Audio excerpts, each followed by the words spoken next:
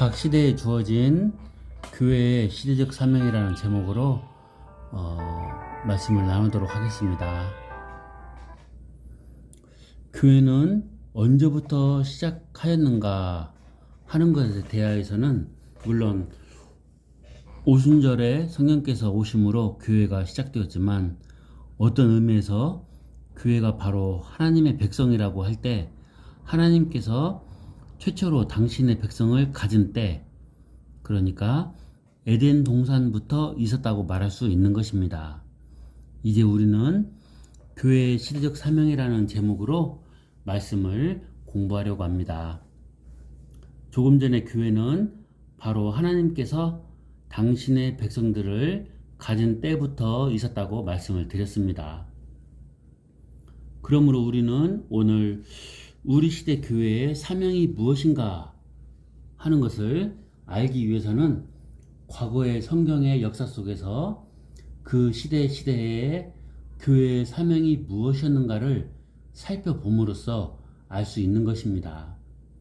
왜냐하면 성경은 계시의 말씀으로써 하나님께서는 각 시대마다 하나님의 백성들에게 당신을 계시하셨는데, 그 계시라는 것은 역사가 진행되면서 하나님께서 점점 더 명확하게, 그리고 더욱 구체적으로, 또한 풍부하게 계시하였던 것입니다. 그러므로 우리가 점점 더 발전해 온 하나님의 계시의 각 시대적 특성과 시대적 사명을 이해할 때, 지금 이 시대에 교회가 하나님께로부터 요구받고 있는 시대적 사명을 깨닫게 되고, 아울러 그 교회를 구성하는 각 지체들에게 요구되는 개인적 사명과 역할도 파악할 수 있는 것입니다. 첫 번째로 에덴 동산의 창조 언약 시대에 주어진 사명에 대해서 생각하도록 하겠습니다. 이 시대에 아담에게 주어진 사명은 창세기 28절에서 명백하게 제시되어 있습니다. 하나님이 그들에게 복을 주시며 그들에게 이르시되 생육하고 번성하여 땅에 충만하라, 땅을 정복하라, 바다의 고기와 공중의 새와 땅에 움직이는 모든 생물을 다스리라. 이 말씀과 같이 하나님이 보시기에 심히 아름다운 나라를 이 땅에 건설하는 거였습니다. 즉, 하나님이 지으신 모든 만물에 있는 하나님의 지혜를 찬양하며 그것들을 다스리고 활용하여 문화를 발전시켜 그것을 지으신 하나님께 돌려드리고, 자신의 모든 삶의 모습을 통하여 하나님께 영광을 드리며 하나님의 모든 창조와 더불어 하나님께 경배하는 제사장적인 사명을 감당하는 것이었습니다. 그리하여 하나님이 지으신 모든 만물에 하나님의 온전하신 다스리심, 통치가 이루어지는 하나님의 나라라는 하나님의 창조의 목표를 구현하는 것이 아담의 사명이었던 것입니다. 그리고 두 번째로 타락 후의 아담 언약의 시대입니다.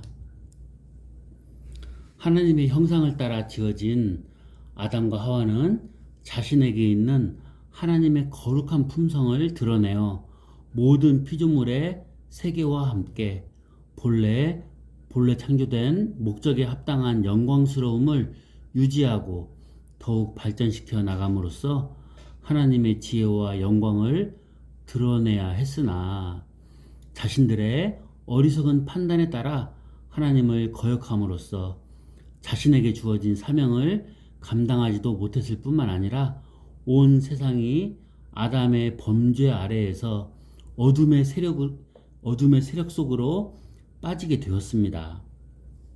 이에 하나님께서는 여자의 후손으로 어둠의 세력을 철저하게 무너뜨리도록 하시겠다는 계시를 언약으로 주시면서 하와에게 비록 해산의 고통은 따르지만 그 후손을 생산할 수 있는 은혜를 주셨고, 아담에게는 땀을 흘리기는 해도 그의 식솔들을 부양할 수 있는 양식을 얻도록 은혜를 베풀어 주셨습니다.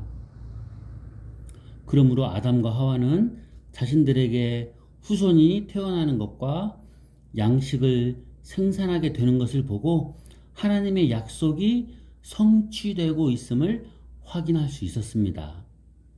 때문에 이 시대의 인간의 사명은 그 약속의 후손을 생산하고 그들의 생명을 보존하기 위해 땀 흘려 일하여 양식을 얻는 것이었습니다.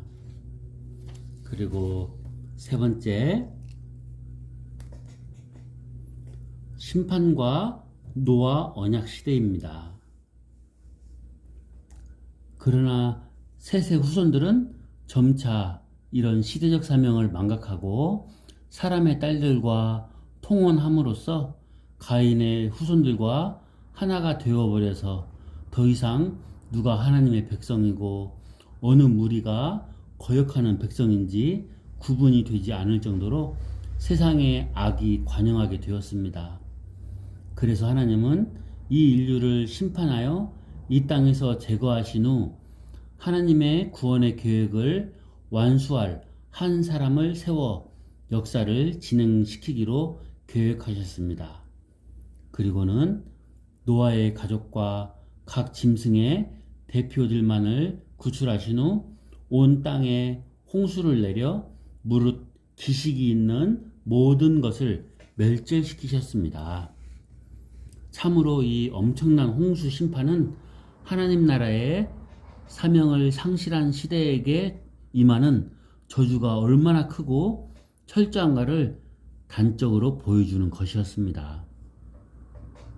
이 일 후에 하나님은 노아와 남겨진 짐승들을 통하여 창조의 질서를 회복시키고자 생육하고 번성하여 땅에 충만하라는 명령을 노아에게 주셨습니다. 이 명령은 이미 에덴 동산에서 첫 인류의 시조인 아담에게 주셨던 것임을 볼 때 이 홍수 이후부터는 노아가 새로운 인류의 조상이 되었음을 알 수 있습니다. 그리고 아담이 받았던 생육하고 번성하여 땅에 충만함으로써 모든 피조 세계를 다스리고 하나님의 통치가 실현되는 새로운 나라를 건설하는 사명이 그대로 노아에게 주어진 것을 알 수 있습니다. 그러므로 노아와 그의 자녀들은 모든 지혜를 합하여 아담이 잃어버린 거룩한 하나님의 나라를 이 땅에 실현시키고 약속의 씨가 오시어 하나님의 창조를 회복시키실 때까지 거룩한 하나님의 나라의 문화를 발전시키는 사명을 감당하여야 하였습니다. 이것이 바로 노아 시대의 사명이었습니다. 그리고 네 번째로 바벨탑과 아브라함 언약 시대입니다. 노아 홍수 사건을 통해 철저하게 심판받은 인류였음에도 불구하고 한번 죄에 빠진 인간에게 스며든 죄의 오염은 결코 씻어지지 아니하고 여전히 그 내부 깊숙이 숨겨져 있었습니다. 노아의 후손들은 점차 번성하여 큰 무리를 이루어 하나의 국가를 형성할 만한 민족으로 장성하게 되었으나 그들에게 주어진 시대적 사명을 인식하고 수행하기보다는 오히려 힘을 다해 하나님을 정면으로 대적하는 일을 꾸미게 되었습니다. 하나님은 이들을 흩어버리기로 작정하십니다. 또한 무리들의 언어, 즉 말을 혼잡하게 하시어 바벨탑의 건설 계획을 수포로 돌아가게 하시므로 사람들의 마음속에 들어가 하나님을 대적하도록 조종한 사탄의 괴계를 무너뜨리셨습니다. 그리고 하나님은 사탄의 괴계를 무너뜨리는 것으로 끝내지 않으시고 훨씬 구체적으로 하나님 나라의 건설과 인류 구원의 역사를 진행시키셨습니다. 곧 아브라함을 부르시고 그와 언약을 맺는 일이었습니다.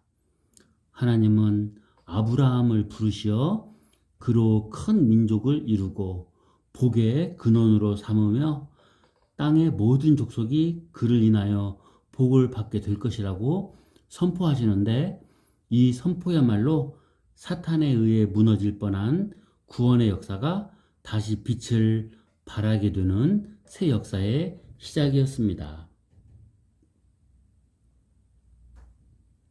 창세기 17장 1절에서 8절 말씀을 읽어드리겠습니다. 나는 전능한 하나님이라. 너는 내 앞에서 행하여 완전하라. 내가 내 언약을 너와 너 사이에 세워 너로 심히 번성케 하리라. 내가 너와 내 언약을 세우니 너는 열국의 아비가 될지라. 내가 내 언약을 나와 너와 내 대대 후손의 사이에 세워서 영원한 언약을 삼고 너와 내 후손의 하나님이 되리라. 내가 너와 내 후손에게 너의 우거하는 이 땅 곧 가나안 일경으로 주어 영원한 기업이 되게 하고 나는 그들의 하나님이 되리라. 그리고 하나님은 이 언약의 증표로서 할례를 행하도록 하셨는데, 이 할례는 아브라함의 믿음의 근거에서 하나님께서 가나안을 영원한 기업으로 주시고 친히 그들의 하나님이 되시겠다는 언약의 성취라는 증표였습니다. 그러므로 아브라함 시대의 성도들에게 하늘의 뭇 별과 같이 중다한 후손을 생산해서 큰 민족을 이루며 나아가 그 민족을 통해 하나님의 나라의 거룩한 문화를 약속의 땅 가나안에 건설하는 것이 그들에게 주어진 시대적 사명이었습니다. 이 일을 성취하기 위해 아브라함은 아들을 소원했고 하나님의 권능으로 이삭을 출생하자 장차 이 모든 하나님의 약속이 이루어질 것을 눈으로 보듯 확실하게 바라볼 수 있었던 것입니다. 오늘은 여기까지 하겠습니다. 감사합니다.